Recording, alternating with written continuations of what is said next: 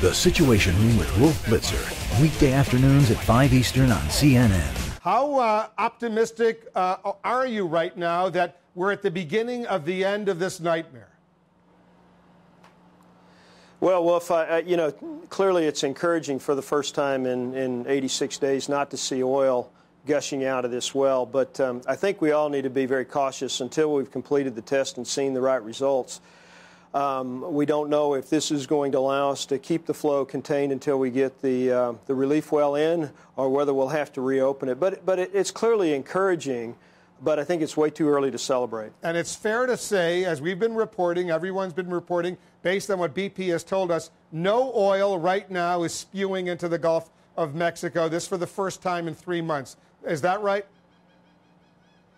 That's right, Wolf. That is correct. Did you anticipate that it would be shut down as quickly as it has? Because I was under the assumption that you would start closing valves here and there, and over a period of hours, assuming the pressure levels were good, they would shut down some more. But you basically closed all those valves at the same time. Is that right? No, we didn't. Actually, we started by stopping production from the containment vessels, so the Q4000 and the Helix producer.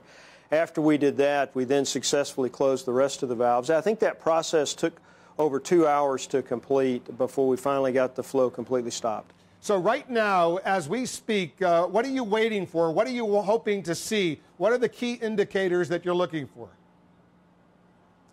Well, what we want to see right now is that the pressure rises and gets high and stays high, because that's an indication, not the only indication we need, but a good indication that we have integrity in this well and that the flow isn't escaping someplace else.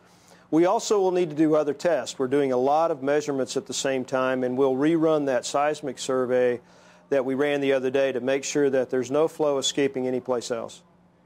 Do you have any preliminary readings on the pressure levels in these first 3 hours or so of this closure? I haven't seen, being here on Dauphin Island just now, I haven't actually seen the pressure data. I know it's being closely monitored by both our team and the government's team, and they're watching it, literally second by second, and then every 6 hours they'll formally review that data and determine if we should continue on for the next 6 hours. And as we speak right now, based on what you know, there are no leaks. Is that right? That's my understanding right now. We don't have any leaks. We don't have any oil coming out that we know of. And it's the beginning. We've got another, hopefully we'll continue it for the next 48 hours, which puts us well into Saturday afternoon.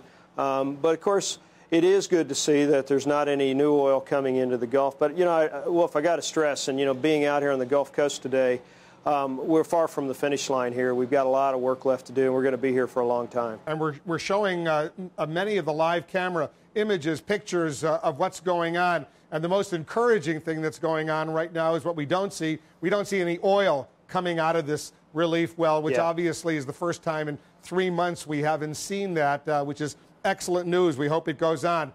As far as the weather is concerned, it's calm, it's good right now. Do you have any long-range forecasts? Because if there is a tropical storm or a hurricane, that changes the equation pretty significantly. Well, Wolf, it does. And of course, the farther we go into the summer, the greater the chance of a storm grows. If you look at history, it says about right now, about middle of July is when the probabilities start to grow.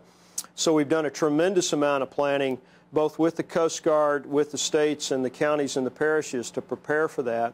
That's why we're also building a containment system that actually allows us to stay on station longer and get back quicker than the current system, so that it would have the minimum amount of time where flow could be going into the sea. So a lot of work's gone on there. And I have to say, even if this cap is successful, that containment work will continue.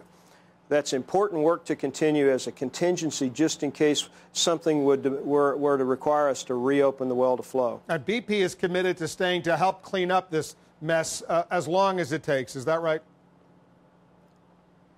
Wolf, we've shown that since the beginning. I think as of today, we spent about $3.7 billion. We still have 45,000 people out there working.